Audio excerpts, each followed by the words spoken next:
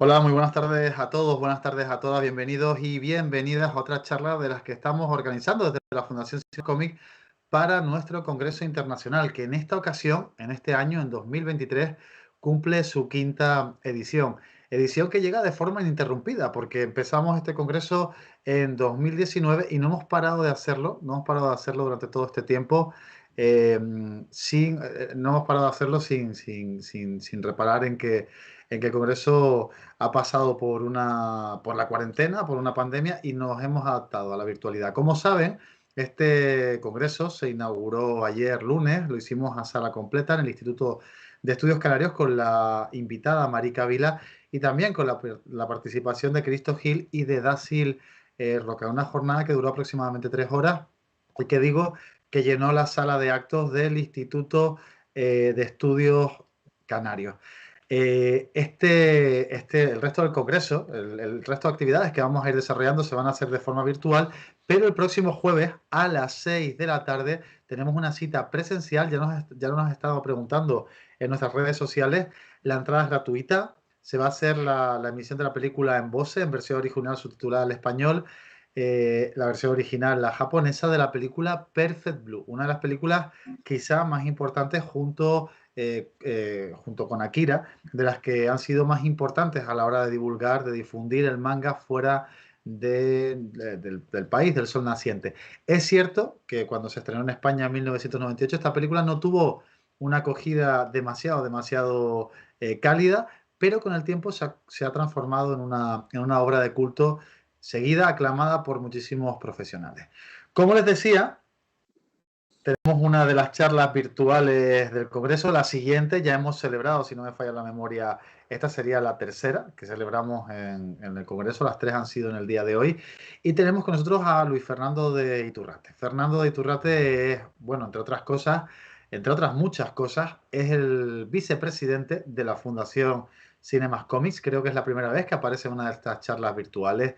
Él además es profesor de cine de la Universidad de La Laguna, es profesor titular en la Facultad de Periodismo, es director del aula de cine también de la Universidad de La Laguna y también, por otra parte, es además miembro del aula cultural Moebius de la Universidad de La Laguna también, porque Fernando gran parte de su vida académica la ha desarrollado, como les digo, en la Universidad de La Laguna. Está con nosotros para hablarnos de dos de sus pasiones, por un lado el cine y por otro el cómic, y cómo se interfieren una con la otra, o mejor cómo se encuentran, cuáles son los puntos de encuentro o cuáles son los puntos de intersección entre una disciplina y otra. Fernando, muy buenas tardes, bienvenido a este espacio virtual. Ayer anunciamos que eran más de 200 charlas las que hemos hecho y esperemos que no te tengamos que esperar otras 200 más para poder tenerte por aquí de No, nuevo. lo primero que quería mencionarte es que no estoy tan puesto en el mundo del cómic como la gente que he podido escuchar, porque yo soy un consumidor de cómics, sobre todo de cuando era mucho más joven. Ahora, por ejemplo, no soy tan consumidor de cómics como lo fui allá por los años, sobre todo los años 60. Yo en los años 60 fui un gran consumidor de cómics. Puedo decir que fui de los que tuve las primeras colecciones que aparecieron. Yo tuve todos los primeros números de cuando apareció Namor, el príncipe submarino, de la época que apareció la primera vez Spider-Man, cuando apareció la Patrulla X, cuando apareció Dan Defensor, que era Daredevil, ¿no? Pero en España era Dan el Defensor. Es decir, yo los tenía todos esos cómics y cuando me fui a la universidad, mi madre decidió tirármelos todos a la basura. Lo has contado más de una vez, lo ha tenido que Sí. escuchar Francisco Pomares, presidente de la fundación, y se ha llevado las manos a la cabeza cada vez que nos lo has dicho. Sí, sí, eso es así.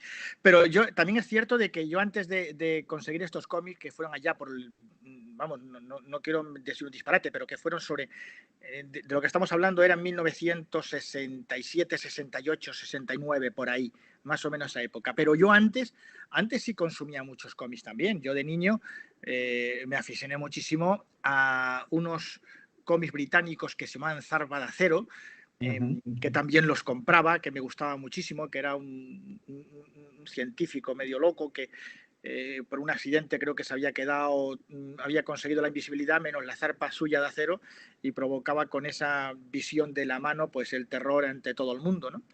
Y luego también había antes de Spider-Man había un Spider, ¿no? Que también yo me acuerdo leer esos cómics y, y luego pues es de reconocer que mi afición al western viene de muy niño y por eso leía los cómics de Hopalong Cassidy y de Roy Rogers. Hopalong Cassidy, el vaquero cantante, yo me acuerdo leerlos muy de niños y llegaban a Canarias pues sin ningún problema. La verdad que Canarias en ese aspecto hay que reconocer que todo ese mundo del cómic llegaba con relativa facilidad, al menos yo los pude disfrutar aquí. Ujú, ujú. Eso Fernando, ocurrió así. y era una pasión que disfrutabas al mismo tiempo del cine. ¿Tú qué crees? ¿Cuáles crees que son las convergencias que existen entre, entre ambos géneros, si es que existe alguna? Vamos a ver, de la misma forma que yo leía esto que te acabo de decir y leía también, por ejemplo, hazañas bélicas, que me acuerdo que hazañas bélicas en un número determinado apareció un personaje que era el sargento Gorila, del que también yo compraba los cómics, pues aunque parezca no tontería, yo leía los cómics y iba al cine. Iba al cine. Entonces, tú me dices, yo vi películas que tenían que ver con esos cómics. Hombre, yo recuerdo ver en el cine en cortos antes de las películas, por ejemplo, a Hopalong Cassidy y a Roy Rogers, ¿no? Y yo eso sí lo veía. Entonces, pero no solamente eso, sino que con el tiempo, muchas de las series que yo veía en televisión, luego también tuve la oportunidad de ver cómics de ellas. Recuerdo concretamente El agente de Cipoll, ¿no? Uncle, ¿no? Creo que se llama la serie, pero en español era El agente de Cipoll, una serie en la que salían tres protagonistas que eran agentes secretos, que era Napoleón Solo, que era Robert Vaughn, estaba David McCallum, que hacía de un agente soviético, que era Ilya Kuryaki, y Alexander Beverly, que era el personaje que era, a ver, Leo G. Carroll, el actor Leo G. Carroll, al que habíamos visto ya en películas tan maravillosas como Con la muerte de los talones haciendo el jefe de la CIA, ¿no? Y aquí era el jefe de control, ¿no? Que era de UNCLE, perdón, de CIPOL, que era la agencia esta mundial intentando frenar todo el terrorismo y tal. Pues entonces es cierto que a veces salían los cómics de estas series y yo leía los cómics y a la vez veía las películas. El hecho de que me gustasen mucho los cómics de vaqueros, pues me aficionó muchísimo al western, pero también es cierto que en aquella época habían, en Gran Canaria al menos, habían muchísimos cines. Ahora hay muchos multicines, pero en aquella época había muchísimos cines y el western era un género que, igual que te puedo decir que en los años 40 y 50 fue el género predominante, en España en los años 60 se seguía viendo el western porque todo ese western venía hasta con retraso, ¿no? Entonces yo veía todos esos western, como veía las películas de aventuras en blanco y negro en los años 60, sobre todo a mediados y a principio, se veían en los cines de estreno. Es decir, nosotros íbamos con un poco de retraso, pero a mí eso me servía. ¿Qué pasa con el mundo del cómic? El mundo del cómic, yo siempre he dicho que es que te transporta a paraísos maravillosos. Vale, todo lo que tú quieras. Pero lo que te transporta, o lo que transportaba, ya no, ¿eh? Ya no. Lo que transportaba era el cine. El cine. El cine nos daba ese aspecto de lejanía. Una película que sobre las islas Hawái. Nosotros hablábamos de Hawái como algo sofisticado, algo de ahí los indígenas y tal, cuando Hawái estaba 1000 veces más civilizado en los 60 de lo que eran las Islas Canarias. La lejanía la teníamos nosotros aquí, no nos dábamos cuenta. La lejanía era Fuerteventura, la lejanía era La Gomera, donde la gente iba con los palos saltando de barranco a barranco y al silbo, ¿no? Esa era la Ah, lejanía. Fernando, hay una cosa que tú siempre, no sé si tú la recuerdas, tú cuando fui alumno tuyo, ahora pues no sé si decir que por suerte o por desgracia soy compañero tuyo de facultad, Yo creo que por desgracia. por desgracia. Hay una cosa que siempre nos decías en clase y es que cuando nos explicabas el género de aventura, no sé si lo recuerdas, decías que para ti una aventura era simplemente coger la moto e irte desde el norte hasta el sur de España. Sí, sí. ¿Por qué? Porque la meta, en la aventura, la meta es lo de menos. Lo importante es el viaje, el recorrido que haces, lo que te transforma, ¿no? Yo siempre he dicho eso, que la aventura en el fondo es un viaje en el que un personaje cambia para bien o para mal. Donde, insisto, la meta que son las minas del rey Salomón, pues las minas es lo de menos. La meta es el tesoro del barco pirata, eso es lo de menos. Es ese viaje transformador. El western, ¿por qué me gustaba? Porque tenía mucha aventura. El western bebe muchísimo ¿de qué? ¿De qué bebe el western? Del drama y de la aventura. Y no solamente eso, sino que yo siempre digo lo mismo, digo, el western es un género que me encanta porque tiene y expone perfectamente todas las pasiones humanas. Quizás ese concepto de frontera, de lugar donde si lo cruzas no está permitido y antes, perdón, si lo cruzas todo está permitido, pero antes todo está controlado por la ley, pues lógicamente eso te da mucho juego para los viajes transformadores de los personajes, ¿no? Y los años 40 y 50 fueron maravillosos. Y en el cómic, fíjate tú, en el cómic, yo sé que a vosotros, por ejemplo, a Paco le entusiasma Tintín. ¿Qué mayor cómic de aventura es Tintín? Tintín son De hecho, esta viajes, mañana la conferencia que impartió Francisco Pomares era precisamente de los paisajes de Tintín, hablando por los diferentes espacios geográficos que el personaje había viajado. Personaje, por cierto, Fernando, que no sé si te has dado cuenta que él presume de ser reportero, pero que solo se le ha visto escribir noticias en dos ocasiones. En el de los soviets y en el de Tintín en el Congo. Luego, la sí. verdad que el tío más vago que la chaqueta de un guardia. Sí, sí, le gustaba viajar, ¿no? Vamos a ver. A él lo que le gustaba mucho era viajar. Pero bueno, eran cómics maravillosos donde los viajes y eran fantásticos y donde los personajes evolucionaban muchísimo. A mí eso me gustaba. Y el cómic, yo leía los cómics porque me transportaban a ese mundo y me encantaban. Y eran los cómics que yo veía. El Capitán Trueno, yo me acuerdo del Capitán Trueno, el Jabato. Todos esos cómics son los que yo leía de niño. Y tú dirás, ¿qué pasa? ¿Que no leía los tebeos? También. Yo era muy de TVO y era muy de Mortadelo y Filimón. Pero también voy a ser muy claro. Todas digamos, las transferencias que ha habido del cómic al cine, no todas han sido muy acertadas. Y hay que decirlo. Por ejemplo, las de Mortadelo y Filimón, la primera que se hizo en cine, que le hizo ya no se me olvidó el nombre, a ver si me ayudas. Bueno, fue muy buena. Estaba hecha muy en plan cómic y era muy divertida, ¿no? Con los personajes de Mortadelo y Filimón. Pero los dibujos animados que se hicieron en los años 80, creo que fueron, de Mortadelo y Filimón, a mí no me gustaban nada y yo era muy de dibujos animados. A mí me ¿Te encantaban los refieres a dibujos la de animados. Javier Fesser, Fernando? ¿A la de Sí, La gran a la de aventura de Fraser, Mortadelo y exactamente. Filemón? Sí, esa me pareció que era una película muy acertada y estaba Ujú. muy divertida y jugaba muy bien con el concepto del cómic. Todo lo que se había hecho anteriormente me había parecido basura, lo siento. Y yo sé que hay gente que no está de acuerdo, pero a mí no me gustaba nada en absoluto. Es como, no sé, a mí un western de aventuras que me ha gustado siempre es la colección, y además la tengo, que es la colección del Teniente Bloodberry. Pues, Fernando, yo le tengo mucho cariño, que lo que pasa es que no la he vuelto a revisar, a la serie de animación de Mortadelo y Filemón de los años 60, cuando todavía ni siquiera creo que se habían adaptado realmente las historias cortas que aparecían en Bruguera. No Uf, aquellas historias largas de Mortadelo y Filemón, sino más bien las historias cortas de Bruguera. Le tengo cariño, pero es verdad que yo no he vuelto a revisar eso porque yo ni la quiero. memoria pues guarda a veces unos monstruos ahí encerrados que mejor no Claro, rescatarlos. vamos a ver, yo veía los cómics de Disney, yo los leía y los veía todos y luego veía los dibujos animados. O sea, que hasta el Correcaminos. Es decir, veía los cómics del Correcaminos y luego los veía en animación.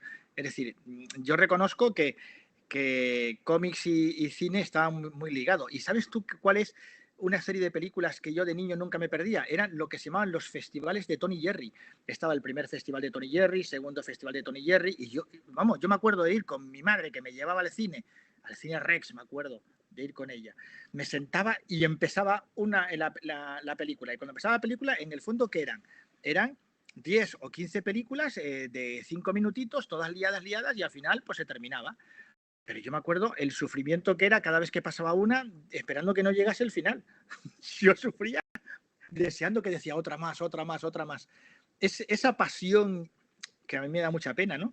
Esa pasión que yo tenía por el cine, por ver ese comienzo, ya me da igual que fuese el cartel de la Metro Goldwyn Mayer, de la 20th Century Fox, de la RKO, me da igual, lo tuve hasta muy avanzada la edad. Yo reconozco que hasta los 40 años yo me apasionaba con eso y de repente llegó un momento en que ¡pac! Se terminó. Es como cuando eres capaz de saltar un murito y llega una edad en la que saltas el murito y te rompes la crisma, que me pasó a mí en cierta ocasión, y te das cuenta de que la edad ha pasado y que Mejor no ya vamos a recordarla, Fernando. Claro, ya eso no pasa. Pues con el cine me pasó lo mismo. Llegó un momento en que me sigue entusiasmando, pero he perdido ese impacto que me provocaba cada vez que una película empezaba. Ya no lo tengo, lo reconozco. Pero bueno, son cosas que pasan. ¿Te pasó ese impacto alguna vez cuando ojeabas cómics, Fernando? Sí, yo con los cómics disfrutaba muchísimo y además yo te puedo decir que yo era de los que esperaba, sobre todo cuando empecé con los, que me acuerdo los cómics que ponían Marvel Comic Groups, ¿no? Yo me acuerdo cuando llegaban los números al kiosco, yo siempre iba prácticamente a diario. Ha llegado no, mira, ha llegado además que de este, y yo los compraba todos. Yo compraba todos, así conocí, pues yo ahora cuando vi a Namor de la última película esta de Wakanda, al príncipe Namor, que yo leía los cómics allá por los años 60, pues sinceramente me quedo con el cómic. ¿Qué crees que te diga? Yo las películas reconozco que de Marvel me gustan algunas, otras no, pero las adaptaciones me parece que son geniales en el sentido en cuanto a técnica y tecnología, pero será quizás a lo mejor la edad, no te digo que ya esa pasión que yo experimentaba con la lectura y con las películas ya no la tengo y al no tenerla, pues ya en las dos cuestiones, pues prefiero quedarme con el recuerdo anterior, ¿no? Yo creo que, Fernando, no sé si estás de acuerdo, creo que en el cine de aventuras reciente, que yo creo que Marvel lo podemos enmarcar no solo dentro de cine de acción, sino también de aventuras, Sí, claro. cuando terminó la penúltima fase del universo cinematográfico de Marvel, cuando terminó la saga del infinito, cuando derrotaban a Thanos, ¿no? Eh, en Batalla. aquella, sí, en aquellas películas que eran dos películas en una, ¿no? La de los hermanos rusos. Sí. Creo que se produjo un antes y un después en el universo cinematográfico de Marvel que no han conseguido elevar el tono. Antes tenían, aparte de que antes hacían películas que todo lo que salía adelante era oro, o sea, todo lo que Marvel tocaba se convertía en oro.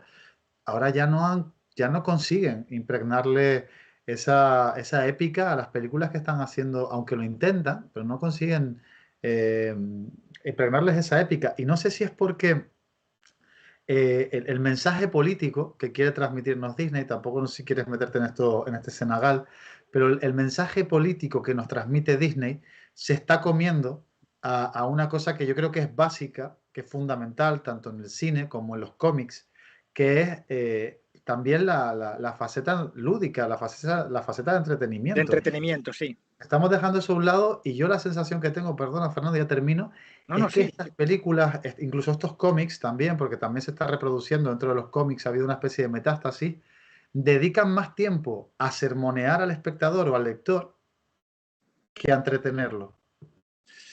Vamos a ver.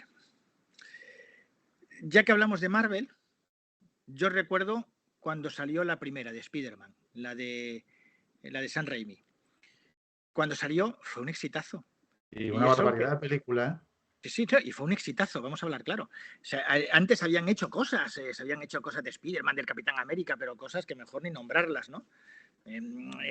Había también personajes de cómic de Marvel que habíamos visto en Hulk, lo habíamos visto también en la televisión, habíamos visto cosas que, bueno, que en su momento pues tuvieron su pequeño éxito, pero que nada tiene que ver a cuando apareció el mundo de Marvel. Y encima apareció en un momento, fíjate en qué momento apareció la primera película de Spider-Man, apareció coincidiendo justo con el 11S, que eso motivó que el lanzamiento y el tráiler de la película pues se eliminara. Se eliminara. ¿Por qué? Porque, no sé si lo recordarás, empezaba con un asalto a Perfectamente. un banco y terminaba el helicóptero atrapado en una telaraña en las Torres Gemelas. Más Vale. que era un tráiler magnífico, Fernando. Yo no sé si todavía se puede conseguir por YouTube, porque se me acaban de poner los pelos de punta de recordarlo, porque yo recuerdo de verlo de pequeño en el cine y no saber qué diablos estaba viendo. Yo digo, vamos, mira, otra película de acción genérica, porque empezaba como un atraco, ¿no? En las Torres Gemelas Sí, o en sí. algún sitio, huían en el helicóptero y de repente el helicóptero se quedaba atrapado en una red de araña, Spider-Man no aparecía y te decían que era un Que, teaser trailer, ¿no? que, Muy en cortito. mayo, que en mayo venía Spider-Man y de repente empezaba una música así muy rítmica y aparecía él con la Decía, liana. de hecho dicen que yo no sé si es verdad que el combate final con el Duende Verde iba a tener lugar también en parte de él en las Torres Gemelas, que Pues Spider-Man tejía una telaraña, yo no sé si eso es leyenda urbana o no, y que luego eso se acabó por desechar precisamente por lo que tú dices, eso porque se iba hizo, eso atentado en se las hizo, Torres Gemelas. eso se hizo con los Hombres de Negro, que Ujú. tenían una secuencia también en las Torres Gemelas y se eliminó. Pero bueno, a lo que íbamos, que lo que yo pienso que nos interesa es que cuando salió la película de Marvel, esta Spider-Man, fue un exitazo. Y la película, pues sí, llamó mucho la atención. Y tú me dices, ¿es una película que tenía mensaje? No, es una película que seguía muy bien lo que era el cómics. O sea, seguía muy bien, muy bien, muy bien al cómic que yo leí. Hablo yo de la primera etapa, de 1968, por ahí, que creo que era. Steve Ditko y John Romita. Sí, Es John Romita en estado puro. Las dos primeras películas de Sam Raimi son John Romita en estado puro. pues claro, entonces yo me acuerdo de verlas y me transportó a mi infancia. Yo mismo decía, qué bien logrado está. Yo me acuerdo de las viñetas, las posturas del personaje, cómo se paraba, cómo agarraba la liana. Y tal. Yo decía, lo han hecho increíble, me pareció muy acertado. Y tú me dices, es que era bueno, eso era solamente entretenimiento. ¿Y qué? El cine es entretenimiento. Del entretenimiento al arte hay un paso, cuidado, que la gente, Totalmente de acuerdo. la gente dice, oh, esto es demasiado divertido, no puede ser arte. Eso es una tontería, ¿no? Yo hay películas, dicen que El Padrino es una obra de arte, ¿vale? Pues si es una obra de arte es muy entretenida. Vamos a hablar claro, te mantiene pegado a la butaca desde que empieza a la que termina. Por eso te digo que eso que dice la gente muchas veces, que si es muy entretenida, es muy divertida, no es arte, es muy discutible, ¿no? Yo siempre, a lo mejor me equivoco en lo que voy a decir, pero cuando algo perdura en el tiempo, algo tiene. Entonces, a lo mejor quizás haya que empezar un poco a hablar de arte en ese momento, ¿no? Pero bueno, eso también es discutible. Hay una cosa que tiene la trilogía de San Raimi, incluso la tercera, que es la más floja de las tres, ¿no? La que presentaba, creo que Al porque hombre presentaba arena. como a un montón de villanos al mismo tiempo, que aquello fue No, inabarcable. no me desagradó, ¿eh? Lo que pasa es que bajaba al nivel de la segunda, que Sí, la segunda sí. había sido muy, muy buena La primera, película.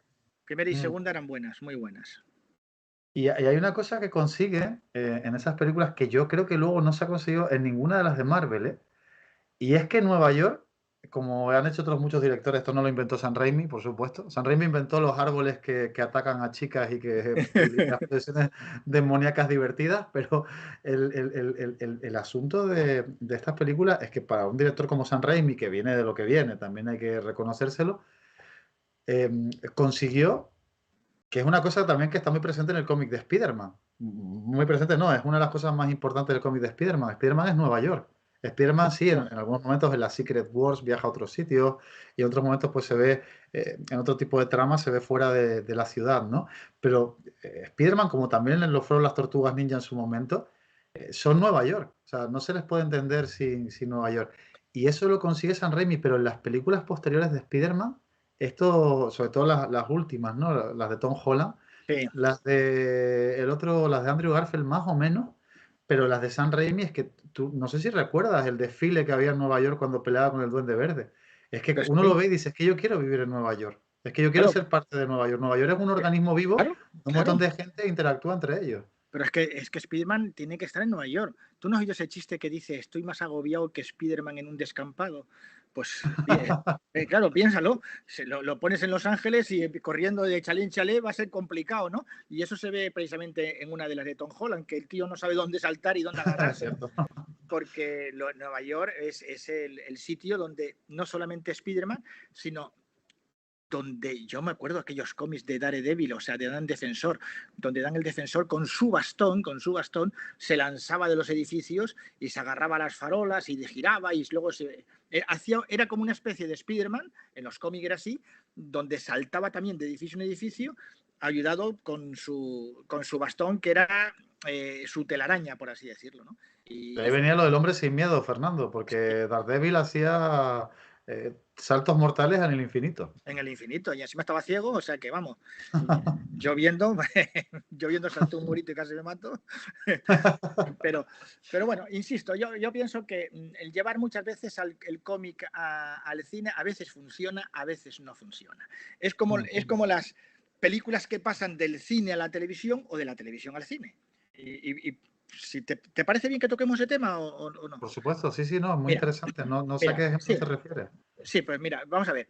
En los años 50 y 60, sobre todo los años 50, que empezaron las series de televisión, ¿no? Y que lógicamente, insisto, estamos hablando de la época grande del western, ¿no? Ahí, ¿qué western habían? Piénsalo. Si te pones tú en los años 50, empezó con Rin Tin Tin, Bonanza, me acuerdo de Cheyenne, Bronco Lane, luego El hombre del rifle, Caravana, La conquista del oeste. Es decir, había un montón de series del oeste que algunas de ellas, ¿qué pasó? Que algunas de ellas pasaron al cine, sí, muchos años después. muchísimos años después. Pero habían películas que del cine pasaban a la televisión. Por ejemplo, cuando Delmer Davis hizo Flecha Rota fue una serie de televisión después. La Conquista del Oeste fue una serie luego de televisión también. Es decir, cuando salió El agente de Cipoll, luego se convirtió en película. Hicieron 3 o 4. De Los Vengadores, que yo recuerde, no se hicieron, hablo de Los Vengadores de televisión, la serie británica protagonizada por Patrick Macnee y Diana Rigg, o sea, el señor Stick y la señora Emma Peel, no sé si tú recordarás esa serie, que empezó con Leonor Blackman, una de las chicas Bond. Nunca la vi, bueno, pero sí, evidentemente conozco la referencia. Pero claro, años después sacaron ya, después del 2000 y pico, pues sacaron la película de Los Vengadores basada en Los Vengadores de los años 60. Y yo pienso que fue un desastre, pero bueno. Pero había una realimentación. Pasaban del cine a televisión y televisión al cine. ¿Qué pasó con Hitchcock? Hitchcock era un hombre de cine y de repente la televisión lo coge, lo mete en la televisión y hacen Alfred Hitchcock presenta. Y fue un exitazo.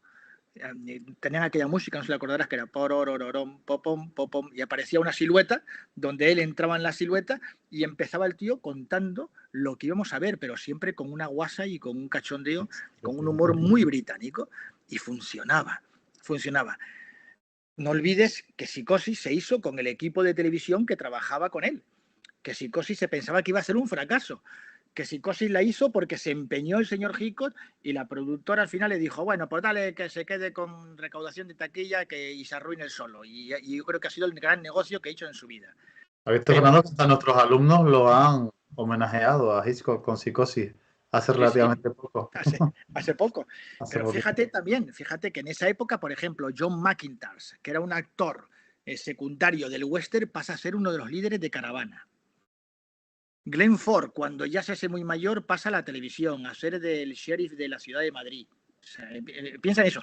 Lo que hablábamos de Leo G. Carroll, lo mismo. Lee J. Koff, el juez Gar de la serie del Virginiano. Lee J. Koff, otro de los actores grandes del cine que había trabajado con Kazan, con Elia Kazan en La Ley del Silencio. Es decir, todos los actores de esa época veían en la televisión algo importante y tal. Luego, con los años, ¿qué ocurrió? Todo lo contrario. Con los años resulta que George Clooney nace en la televisión y se va para el cine. Bruce Willis nace en la televisión y se va para el cine. Pierce Brosnan nace en la televisión y se va para el cine. O sea, hay una retroalimentación, ¿no? Pasa eso muchísimo. Es como la evolución del propio lenguaje cinematográfico. ¿De qué se alimenta? Se alimenta de todo. El cine evoluciona con su lenguaje de todo el audiovisual. ¿Cómo empezó? Pues con la televisión. ¿La televisión qué ocurría? La televisión no podía competir con el cine ¿en qué? En el tamaño de las pantallas, en lo gigantesco que era todo, ¿no? Entonces, las pantallas eran pequeñitas, nosotros veíamos la televisión en un 12 pulgadas, toda la familia entera reunida. Yo no sé, no puedo dar la vuelta a esto, pero yo tengo aquí una televisión de casi 80 pulgadas y hoy en día tengo una pantalla de cine aquí y veo las películas maravillosamente. Vamos, mi madre se sienta aquí y se vuelve loca. Claro. Entonces, ¿qué pasa? Que la televisión creó su propio lenguaje, muy basado en planos muy cortos, intentaba evitar las grandes praderas, los grandes planos generales, la publicidad también intervino. ¿Por qué? La publicidad al principio eran anuncios donde una persona presentaba un producto y se pegaba un minuto. Luego se dieron cuenta que eso funcionaba, que manejaba dinero, había que cortar. Se empezó a hacer los montajes muy picaditos y al final, ¿qué ocurre? Que todo eso se transporta y se pasa al mundo del lenguaje cinematográfico. Y ya en los años, mira tú, en los años 60 y 70, el ritmo que ya las películas empezaban a tener mucho mayor y no digamos ahora. ¿Por qué? Con la aparición en los años 80 del videoclip, fíjate lo que pasa. Lo mismo, es decir, hay una evolución tremenda del lenguaje. El videoclip te permitía hacer transiciones temporales subiendo una escalera, con cualquier chorrada. Aparecen directores como el Martin Scorsese con aquella película de After Hours, Fuera de Horas, donde cuando se tiraba una llave se hacía un encadenado y parecía que la llave te iba a caer en la cabeza. Todo eso era sacado de los videoclips. Es decir, había una evolución del lenguaje tremendo. Todo se realimenta, todo se va. Yo me encanta analizar estas cosas. Lamento hablar tan rápido y es que esto era para hablar durante 10 horas. No pasa nada, pero estamos picando muchos temas que creo que son interesantes. Fernando, claro, antes hablabas de las adaptaciones de cómics al cine. ¿Cuál crees que es la peor y cuál crees que es la mejor? Yo te voy a decir la mejor, la peor te la voy a decir al final, Porque a lo mejor a ti se te ocurre decir alguna que supere la que yo tengo en Yo te voy a mente, decir, yo pero te la voy a mejor decir, yo creo que es la segunda de Spider-Man de Sam Raimi, pero para mí con diferencia. No sé qué mira, piensas yo tú. de cómics pasados al cine, de cómics, a mí en la primera de Spider-Man ya te he dicho que sobre todo la primera y la segunda me parecieron que lo lograron muy bien. Y hay otros cómics que bueno, que no están mal, lo digo sinceramente, pero la mayoría no, la mayoría no. Hay cómics hay películas que han salido muy bien beneficiadas si las comparamos con el cómic. Superman, por ejemplo, la primera de Superman en los años 70, yo te puedo decir, la de Christopher Reeve fue un bombazo, pero un bombazo. Cuando se estrenó Superman, se paró el mundo, te lo digo sinceramente. Yo estaba en la universidad en aquella época y te puedo garantizar que fue una película increíble, creo que fue en el 77, 78, no me hago mucho caso. Fíjate tú que ahí pasado el cómic. La Guerra de la Galaxia fue en el 76, si no me equivoco, en el 77. Y fíjate de la Guerra de la Galaxia la cantidad de cómics que ha otorgado. Ha habido una alimentación al revés. Del cine ha pasado al cómics y también a la televisión, ¿no? Pero mira, yo tengo una pregunta a ti ahora mucho más complicada y más difícil. De las series de televisión, ¿cuál crees tú que ha sido la mejor que se ha llevado al cine y la peor? Ah, de series de televisión transportadas al cine. Porque ha habido muchísimas, ¿eh? Muchísimas. No te dejas pensar. Hombre, yo pensé que me vas a preguntar de series de televisión que adaptan cómics. Yo te puedo decir la peor para mí. La ¿Cuál? peor, además con diferencia. O sea, es que me cuesta hasta recordar de qué trataba. The End of the Fucking World, no sé si la recuerdas. La primera temporada era magnífica y era una temporada que estaba basada directamente en el cómic, en un cómic independiente además, que contaba era una película pues que tenía su momento de comedia, romance adolescente y también de terror y de thriller. Y luego hice una segunda parte que fue completamente inventada por por los guionistas de la primera. Y fue un absoluto fracaso. Pero es que no había por dónde cogerla. Una serie que además encima cometió un error que se repite mucho en el cine de hoy en día y en algunos cómics, y es la romantización de las enfermedades mentales, que es una cosa que, Ya. que a mí me tiene preocupado. El hecho de que nos parezcan atractivos los psicópatas, o los asesinos en serie, o los psico-killers, porque los psico-killers siempre han sido la amenaza que hay que derribar. Los psico-killers siempre han sido un Jason Voorhees, un Michael Myers, este tipo de personajes, ¿no? Y ahora se les está romantizando mucho. Y esa serie caía en eso. Déjame pensar, a ver qué series que hayan Bueno, pasado hay muchas, a la mira, gran pantalla. pero hay series que, por ejemplo, que triunfaron en la televisión que a lo mejor, vamos a ver, si las ves ahora, tú mismo dirías, uff, esto el tiempo le ha hecho un daño como una patada en la boca. Indiscutiblemente. Yo, por ejemplo, hay series que ya no quiero verlas y las tengo en YouTube y no las quiero ver. Yo no quiero ver Los Vengadores, no quiero ver la serie, la que te comenté, la de Patrick McNee y Diana Rigg. Y tú me dices, ¿por qué? Digo yo, porque tengo un recuerdo ya tan maravilloso que si estoy convencido que si lo veo, vamos, me da un ataque. Pero también con Jim West. Jim West me encantaba, que estaba protagonizado por Robert Conrad, que era un actor que era pequeñito, pero que era muy atlético y era muy espectacular. Era una especie de James Bond, por así decirlo, en la América de la época de Ulises Grant, ¿no? Y la película me pareció malísima, y eso que tenía mucho dinero detrás, ¿no? Sin embargo, había una serie que fue un bombazo, pero un bombazo en España, y yo esta anécdota ya la he contado, que cuando se puso el último capítulo, resulta que lo vio toda España menos la isla de Gran Canaria, porque hubo un apagón. En aquella época los apagones eran normales como los cortes de agua. El que tenga, el que tenga más años con una banda de loros como yo, pues lo podrá recordar. Y fueron tantas las cartas que recibió Televisión Española que solamente para Gran Canaria se puso el capítulo, no sé si fue al día siguiente o a la semana siguiente, que era el último donde el personaje del Manco era detenido y muerto por el fugitivo y con la ayuda del teniente Fritz Gerard, ¿no? Y te puedo decir que la adaptación que hizo Davis de la serie de televisión con Harrison Ford me pareció que era una película muy decente, contando la historia del doctor Richard Kimball, ¿no? Hay películas serie de televisión que tuvieron mucho éxito y no se han llevado al cine. Y seguramente no se han llevado al cine porque los productores, que serán más listos que nosotros, me imagino, no ven la posibilidad de sacarle en rédito a la nostalgia, por así decirlo. Acuérdate de los invasores, aquella serie de seres extraños de un planeta que se extingue destino a la Tierra a propósito de dañarse de ella, ¿no? Es decir, esa serie fue otro bombazo. Sin embargo, yo no he visto cosas parecidas, ¿eh? He visto cosas parecidas, que el señor Carpenter hizo una película con una cierta semejanza, pero hay otras series, incluso que podríamos hablar muchas de ellas, donde todavía nadie se ha atrevido a meterle mano. En la de la gente de Cipoll, como tú sabes, Guy Ritchie hizo una versión moderna con Cavill, con el Superman, que sinceramente a mí me pareció muy floja, ¿no? Y no cogía la esencia de lo que era la serie. También el Max vs. Max, el superagente 086, ¿no? Que era una serie que la había creado Mel Brooks, que como anécdota, si te voy a contar una anécdota que puede ser muy graciosa para la gente que si nos están escuchando. En el primer capítulo se iban a cargar la Estatua de Libertad y no le dejaron. No le dejaron, mira, y luego lo que pasó con la Torre Gemela, porque ahí sí era Control y Caos, que eran las agencias que estaban peleadas. Control, la que manejaba donde estaba Max vs. Max, el superagente 086, y Caos, que eran los malos, ¿no? Pero en el primer capítulo, Caos quería destruir la Estatua de la Libertad. La Estatua de la Libertad, sí, ¿no? Y ese capítulo pues fue censurado y al final pues no se puso. Y estaba creada por Mel Brooks. Mel Brooks era el creador de esa serie, que era, perdón por la palabra, era la historia del agente secreto más gilipollas de la historia. Que era Pero Max era muy Vs. divertida esa serie, ¿eh? Sí, sí, hombre. Era muy británica, pero muy divertida.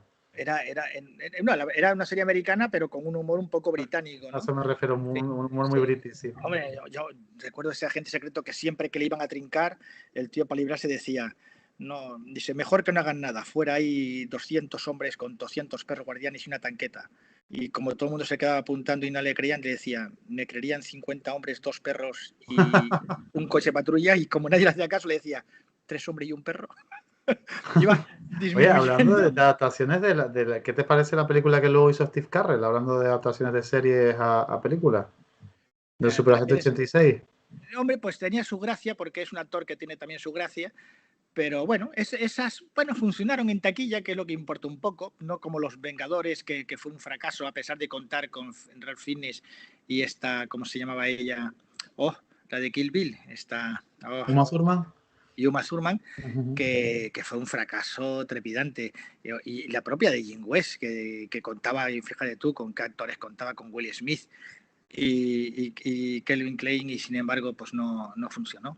Mira que se le hizo campaña a esa película, ¿eh? Porque lo recuerdo de pequeño, ver la campaña en todas partes. En televisión salió muchísimo.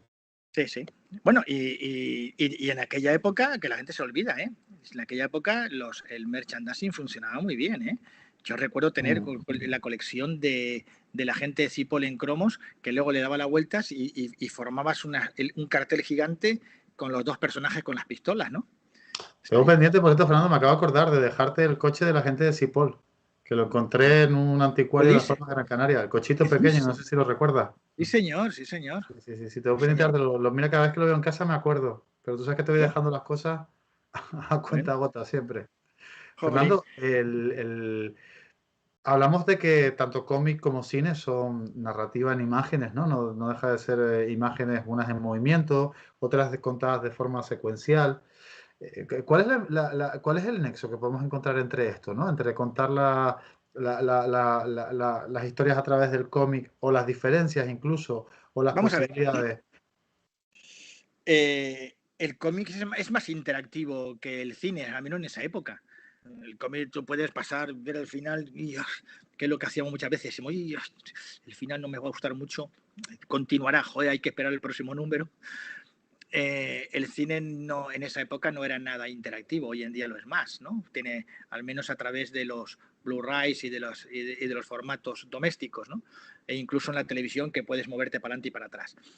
Pero la sensación y el gustazo que se experimentaba en esa época, no voy a decir que fuera semejante, pero era igual de apasionante. Hoy en día, ¿qué ocurre? Que, vamos a ver, hoy en día los cómics han mejorado muchísimo y los dibujantes son una maravilla, pero vamos a hablar claro, la tecnología en el cine ha permitido que cualquier cosa que tú ves en un cómic que parece imposible, el cine te la va a hacer. ¿Qué pasaba? Que antes eso no era posible. Antes tú sabías perfectamente que hacer una película de Spider-Man podía hacer una serie de televisión como la hacían de Hulk, pero bueno, estaba bastante limitado. El espectador se había acostumbrado y lo soportaba, ¿no? Es como las conversiones del hombre lobo de Paul Nachi en las películas de fantaterror español, que en su momento eran apasionantes y a la gente le entusiasmaba, pero que si las ves hoy en día es como ver la, las conversiones del hombre lobo de las películas de la Universal, ¿no? Es decir, que la cosa cambia muchísimo. Hoy en día la tecnología nos permite que cualquier cosa que en el cómic quieras hacer, el cine te lo va a igualar y te lo va a hacer incluso más espectacular, estoy seguro. Ahora, del futuro del cine mejor no hablemos, ¿eh? ¿Por Porque, qué? porque es muy complicado. Yo ahí tengo yo tantas dudas en mi cabeza, tantas dudas. Yo soy de los que me encanta, fíjate que, bueno, tú ya sabes que yo llevo el aula de cine en la Universidad de Laguna y procuro 2 veces a la semana meter aula de cine. Estamos también en la asociación Charla de Cine y procuramos también meter mucho cine.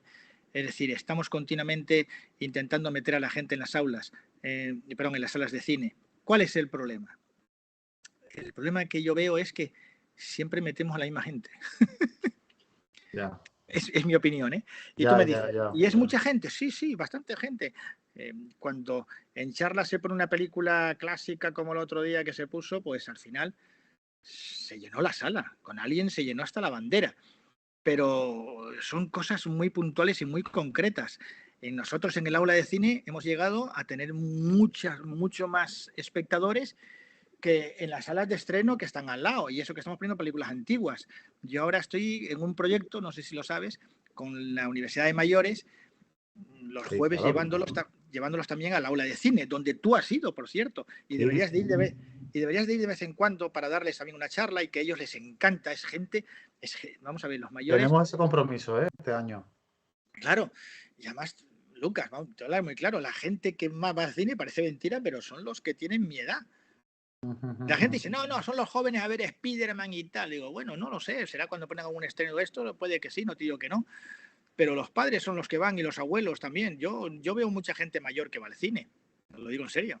Pero bueno, Es también que es otra también, opinión. Fernando, la pandemia irremediablemente ha hecho que los hábitos cambien y que la Sí, gente no vaya al cine como antes. Y antes comentabas una cosa, cuando lo dijiste estaba pensando acerca de esto, y es de esa pantalla enorme que tienes en casa.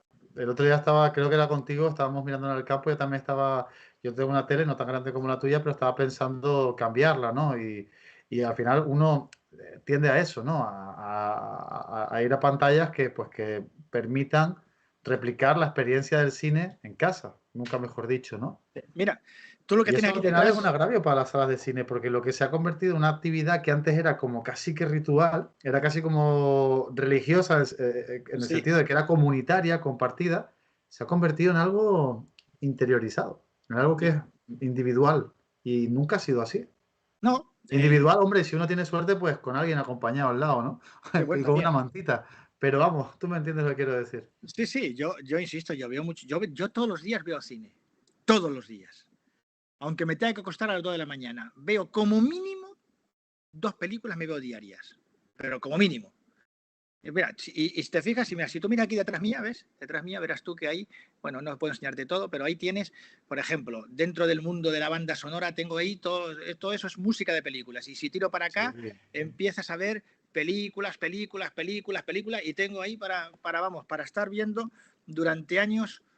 Y tú dices, ¿y para qué tienes películas con el soporte y tal? Y digo, tengo lo clásico. Yo ya no colecciono más películas, pero tengo lo clásico. ¿Por qué? Porque si un día hay una catombe y se va a internet a tomar por saco, tengo por lo menos una Play para poner los discos y ver las películas que me interesan, que son las clásicas, las películas de los años 40, 50 y 60 y algunas de los 70. Así que mira, no, no, yo creo que es una buena opción, ¿eh? Están diciendo que el formato va a desaparecer, el formato doméstico, pero yo eso querría verlo, por lo que tú dices, ¿no? Que de repente nos encontremos en una situación adversa y nos quedemos sin cine. Fernando, hablábamos de la conexión, lo pasamos por encima, ¿no? De las posibilidades que tiene. Recuerdo la película de Hulk, no el increíble Hulk, sino la de Hulk, la de Ang Lee. Era Ang Lo Lee de el Andy, director, sí. si no me equivoco, con Eric Bana, ¿no? Haciendo Sí, de Eric Bana hacía de Hulk, sí. Eric Bana.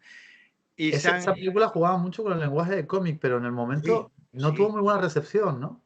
Sí, pero mira, es que mira, acabas de tocar algo fantástico. Es la única película que yo recuerdo, bueno, había alguna más, pero de las que yo recuerdo así que me llamas la atención, que jugaba mucho con el lenguaje del cómic. Yo me acuerdo cuando cogen a Hulk y se lo llevan a aquella base secreta, de ver aquella pantalla dividida en 5 partes donde tú dirías, sí, estaba jugando con las escenas en paralelo. No, no, no. Era la misma escena vista desde 5 puntos de vista, que es lo que tú ves en el cómic muchas veces. O Exactamente. esos planos aberrantes de cogerlos con la cámara desde aquí, que lo hacía a lo mejor Hitchcock en algunas ocasiones, por ejemplo, en películas como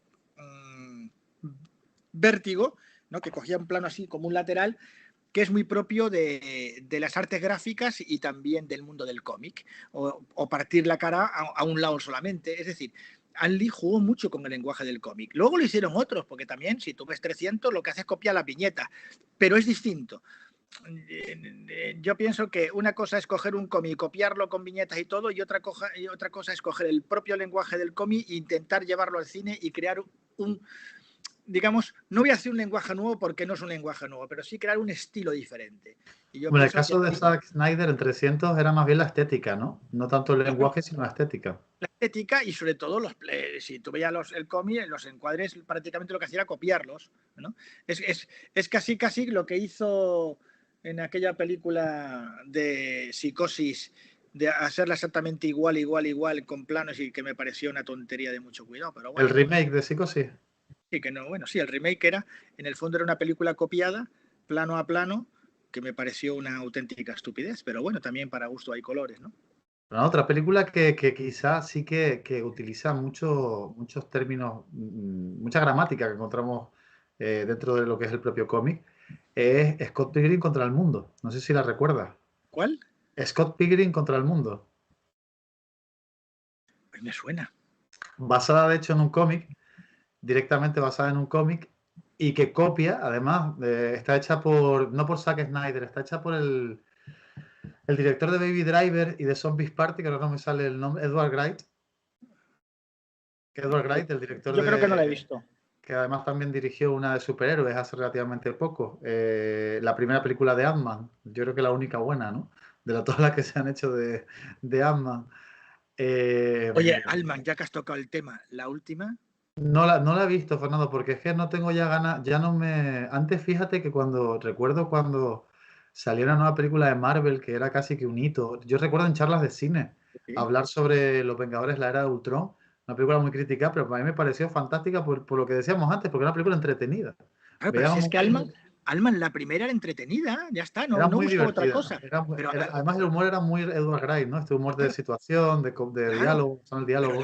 la última, yo me salí a los 25 minutos, me salí, no, de verdad. Y tú me dices, ¿y por qué te saliste? Digo, porque yo ya estoy en esa edad en la que ya no puedo perder el tiempo.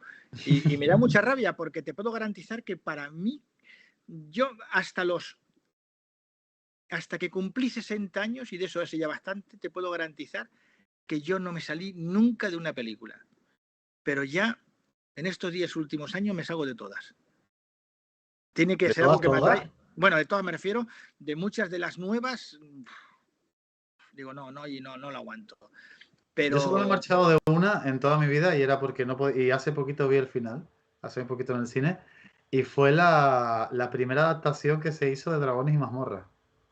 joder, Aquello yo, era muy duro, pero me fui al cine porque de verdad aguantaba más. Porque es que no yo sé. eso lo vería yo como la vez que vi, me acuerdo yo, Máster del Universo, que la vi con un amigo, no voy a nombrarlo, un día de calor, así un día de calor terrible, nos fuimos a comer, nos pegamos un par de cubatas con ese calor, nos fuimos al cine, creo que era el cine Greco, éramos los únicos que estaban en el cine, empezó aquellas luces de colorines y tal de aquella Del película con un principio, bueno, montón tú de... estarías entonces en un viaje estelar, vamos, prácticamente. Claro, Aquello era yo estaba pues en otro planeta, me pareció un peliculón hasta que fui consciente de lo que, de lo que estabas estaba, viendo. de lo que estaba viendo.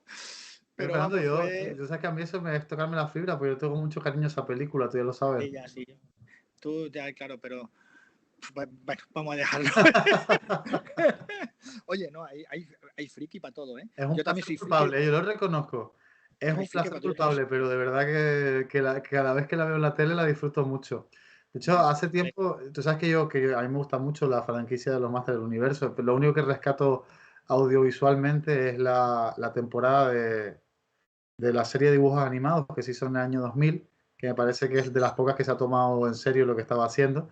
La otra era básicamente la de los años 80, y es totalmente respetable, era un producto para vender juguetes.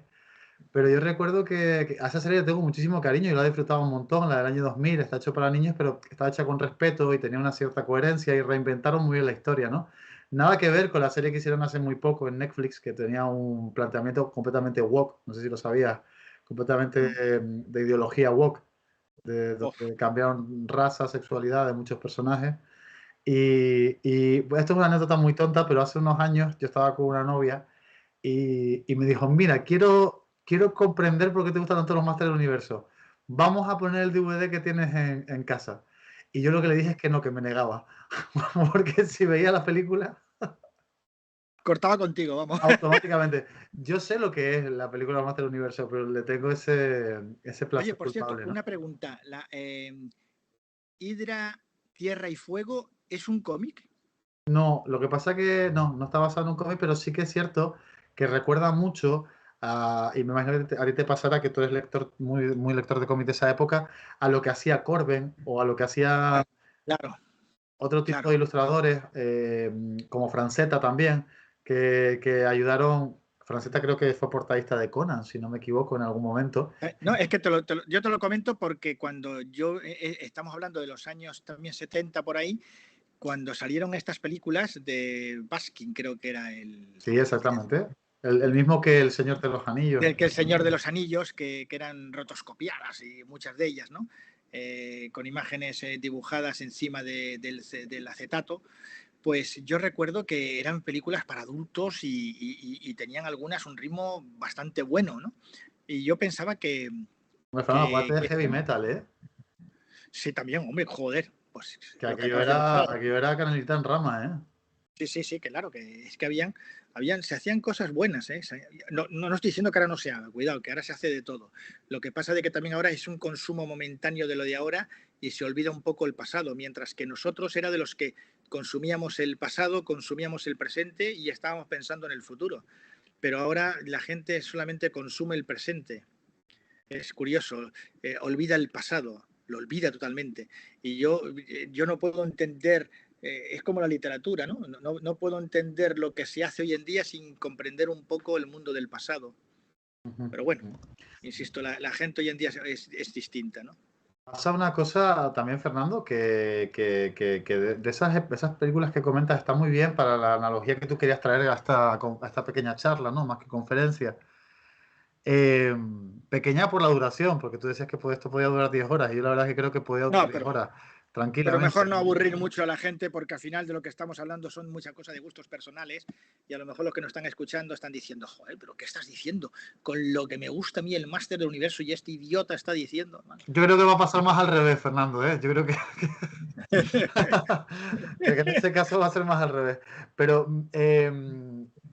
esas películas rotoscopiadas de las que hablas son bebedoras de todas las revistas independientes de cómic que surgían en aquel Sí, momento. sí, Te estoy hablando de claro, claro. Tutein, te estoy hablando de Sona, te estoy hablando también de Heavy Metal, que también tuvo su traslación Sí, también, a la exactamente. pantalla. Te estoy hablando de todas aquellas producciones que se hicieron de forma masiva y que contaban historias, la mayoría de ellas posapocalípticas, muy pesimistas, muy poco respetuosas con las mujeres, también hay que decirlo.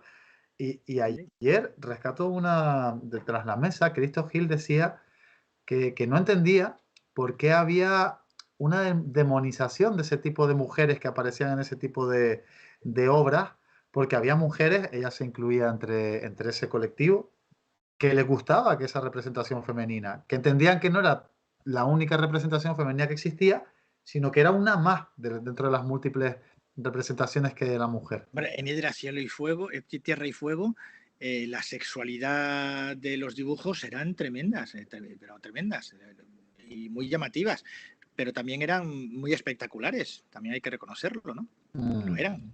Pero bueno, yo siempre digo lo mismo. A mí cuando la gente me empieza a decir, es que ahora esto no se puede ver, esto no se puede permitir, yo a esa gente, con todo el respeto, las mando a tomar por saco. Yo no estoy yo No, para pero con también. el respeto, ojo, ¿no? Sí, con mucho respeto, ¿no? Pero me toca las narices porque, en primer lugar, yo ya estoy demasiado cansado de que esto no se puede decir, esto no se puede hacer. Yo de tanto que sale el macartismo, ahora tenemos bandos contrarios hablando de otro macartismo diferente y a mí eso ya me pone de los nervios. ¿Qué es Tanta el prohibición. macartismo, Fernando? Perdona. ¿Eh? ¿Qué es el macartismo? Sí, en la época de McCarthy que se prohibía todo y que había que tener mucho cuidado y que si escribías lo que no estaba, digamos, con el establishment en ese momento, pues te costaba un disgusto. Era la época del anticomunismo feroz después de la Segunda Guerra Mundial, a partir sobre todo de los años 50, con el senador McCarthy. Pero lo que te quiero decir con esto, de que tanto que se hablaba en esa época de ese tema, ya resulta de que los que criticaban eso ahora están haciendo lo mismo. O sea, yo estoy un poco cansado de eso. Entonces yo no quiero que me prohíban nada, lo digo sinceramente, ni siquiera contar chistes. A mí cuando la gente me dice, uy, cuidado, no cuentes chistes feministas, chistes racistas, yo cuento lo que me da la gana. Lo digo Y mira que a ti te sinceramente. gustan los chistes políticamente incorrectos, son tu Claro, debilidad, ¿eh? pero me gusta todo. Pero es que, Son tu vamos a ver, kriptonita. yo contar un chiste de una enfermedad terminal, ¿qué pasa? ¿Que me estoy riendo de mi padre que murió? No, yo no me río de nada. Yo cuento un chiste. Que el chiste es genial, es genial, es genial y es bruto como un arado y todo el mundo se ríe, ha sido un éxito. Que es un chiste grosero, vasto y que no se ríe nadie, pues el que vas a quedar mal eres tú. Pues, así de claro lo estoy diciendo. Pues vas a quedar como un gilipollas, con perdón. Pero lo que no quiero es que me prohíban nada. No quiero que me prohíban nada. Lo digo en serio. Pero nada de nada. Estoy en contra de que a este cantante lo han detenido porque ha dicho esto, que diga lo que le da la gana, que diga lo que quiera. Oye, lo que está diciendo es una burrada. Pues coño, si lo que está diciendo es una burrada, ya se encarga la gente de ponerlo en su sitio. También es cierto que estamos en un país donde que tú dices burradas, burradas, burradas, y si las burradas van con tu idea, pues entonces automáticamente le aplaudes, ¿no? Y así tenemos las cosas que están pasando. Pero ya si nos metemos en ese campo va a ser peligroso y mejor no me voy a Otro meter. de esos senagales que tenemos que esquivar, Fernando. Sí. Una última cosa, Fernando. Estabas hablando del macartismo. Y creo que es interesante reflexionar que tanto cómic como cine sirven de estupendas, entre comillas, ¿no? Vamos a tener estupendas, entre comillas, armas propagandísticas. Claro que lo es. Pero es que todas las películas tienen ideología. Todas. Absolutamente todas. La gente se equivoca cuando dice, bueno, es que esta película es muy política. Todas son políticas, todas tienen su ideología, todas defienden algo, aunque parezca que no. Y aunque se hagan bueno, yo no lo he hecho con ninguna intencionalidad, pero tú tienes una ideología y la estás haciendo. Yo en ese aspecto lo lamento y no estoy en contra en absoluto de eso. Lo digo de corazón, no estoy en contra. Pero vuelvo a insistir, pero ya me aburre muchísimo el que estemos ahora de que hay que... Mira, vamos a ver, si tú ves Caravana de Mujeres, que es un western de William Wellman, que es una maravilla, estoy convencido de que yo lo pongo ahora y habrá gente que protestará. ¿Por qué? Porque en el momento en que la chica coge el caballo, huye, él se monta en el caballo, la persigue, la consigue alcanzar, se baja, le mete una galleta de mucho cuidado, ella se queda mirándolo y él le mete una segunda galleta, ella le pregunta el por qué y él le contesta pues la chorrada de turno y se quedan los dos mirando y se dan un abrazo y un beso terrible. Bien, eso hoy en día yo estoy de acuerdo que en el cine pues eso no tiene cabida, pero yo no quiero que me censuren eso. Yo quiero ver la película como la vi en su momento. Yo soy capaz de contextualizar lo que eran los años 50 y también soy capaz de contextualizar 1880, que era cuando se estaba desarrollando la conquista del oeste americano. Yo lo siento, no quiero que me prohíban nada. Yo soy ya mayorcito. Educa a la gente, enséñale a ver cine, enséñale a leer, enséñale a... No hagas brutos y no tendrás problema. Pero España es un país de brutos. Mira tú nada más que desde que ha llegado la democracia, nada más que tienes que ver lo que ha pasado y te das cuenta de que somos un país de brutos. Tristemente, pero de gente muy bruta. Eso sí, me excluyo. Hombre, por supuesto, yo estaba Yo me esperando que eso excluyo. llegara. Yo me excluyo totalmente. Fernando, hemos llegado casi que al final de la charla ya. Y sí me gustaría que antes de que terminásemos, antes de que concluyésemos, saber cuál es para ti la peor adaptación de cómic a la gran pantalla o a la pequeña pantalla, a un producto audiovisual. Y no vale decir el increíble Hulk de los años 70, ¿eh? A ver, la peor. La peor. Adaptación del cómic a la gran pantalla. Sí. Uf, yo vi un Superman hindú. Bueno, habla. Cine mainstream, en cine mainstream, porque Superman hay alguna. Superman 4 está para echarle de comer aparte, ¿eh? Esa es otra, pero los hindúes son para eso geniales, ¿eh? Los hindúes son capaces de hacer cosas maravillosas, pero cuando un hindú dice voy a hacer algo que vamos, que es basura, lo voy a hacer, y el tío se supera, es capaz de superarse, fíjate, y haciendo cosas geniales, ¿eh? Porque yo he visto cine hindú, reconozco que buenísimo, pero son casi tan buenos como los españoles para hacer basura de vez en cuando. Uy, si me oyen. Bueno, no sé, no sabría decirte porque he visto muchas adaptaciones, pero realmente malas. Hace poquito oí hablar de una que se llamaba Steel. No sé si la recuerdas. Yo la que más recuerdo, aunque parezca mentira, quizá por lo que significó para mí, era de Los Vengadores, ¿eh? Mira que actores también, el malo era Sean Connery. Eran unos actorazos de miedo y me pareció... No, la Liga de los Hombres Extraordinarios, dices tú, ¿no? No. Yo te estaba No, hablando los Vengadores, sí, cierto, sí, pero perdona. la Liga de los Hombres Extraordinarios también, esa otra que me pareció infumable, pero infumable también. Ese tipo de películas, hablando de Waterman, precisamente metiendo ahí al de las minas del rey Salomón, metiendo a Billy el niño, yo digo, no. ¿Sabes de todas formas que está basado en un cómic de Alan No he Moore? leído el cómic, pero no me atrevo. No me atrevo. De auténtico terror, ¿no? Me da terror. Después El de ver la cómic no está película... mal, es Alan Moore y tú sabes que Alan Moore siempre hace cosas interesantes, sí. pero la película es que no había por dónde cogerla, ¿eh? No, vamos, y el Capitán Nemo, vamos, era para darle con un piano en la cabeza. Pero bueno, a lo mejor leo el cómic, fíjate, que no lo he leído. Lo digo Echa un ojo, cuando pases por la fundación, me comprometo que te lo dejamos, Fernando, para que le eches una lectura y quizá pues en un futuro podamos hablar de esa Estoy leyendo poco cómics últimamente, lo reconozco, muy poco cómics estoy leyendo. Ahora estoy leyendo mucho sobre cine, que es a fin de cuentas es mi trabajo, pero estoy leyendo muy poco de cómics, tristemente, y vuelvo a repetirte que yo fui de niño un gran consumidor de cómics. Por eso me encantó cuando Paco me habló para ser el vicepresidente y yo dije pues mira, si es de esto, me gusta tener un cargo, ponerme una placa aquí y decir que tengo que ver con esto, porque me parece un mundo maravilloso, lo digo sinceramente. El mundo del cómic y el del cine son mundos maravillosos. Me alegro que lo pienses así porque sé que realmente, que lo digas, porque sé que realmente lo sientes. Eres de esas personas que ama ambos medios de expresión. Eres una persona que te mueve, que se te entiende o que tu forma de entender la vida es hacia el amor incondicional, hacia la narrativa en imágenes, así que sé que es completamente sincero. Y creo que no podemos tener mejor vicepresidente, ojo. Muchas gracias. Son dos medios de comunicación de masas fantásticos y ahí le puedes dar la funcionalidad que tú quieras, entretenimiento, arte, cultura, lo que te dé la gana. Pues señores, ha sido un placer estar aquí con vosotros.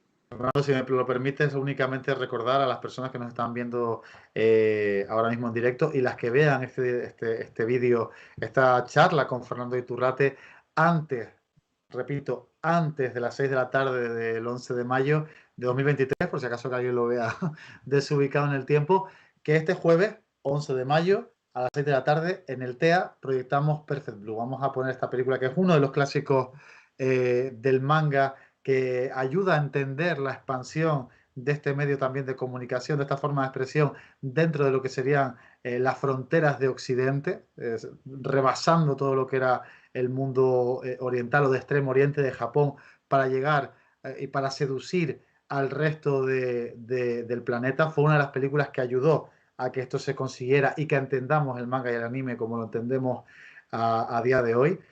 Repito, hablamos de Perfect Blue, que será proyectada este día gracias a la colaboración que el Congreso tiene con el TEA, y que luego habrá una pequeña mesa de expertos donde analizaremos algunas de las claves de esta obra. Sin más, darte las gracias, Fernando, y decirte que, bueno, que ha sido un placer tenerte por aquí, ha sido un placer charlar este ratito contigo, y nos vemos, pues bueno, estos días en la facultad, espero. Sí, espero que sí. Porque si falta, ya sabes tú que te pongo falta. Exactamente. Y además tenemos que poner notas con ese método tan divertido que nos hemos inventado para poner notas. Venga. Un abrazo, amigo, cuídate. Chao.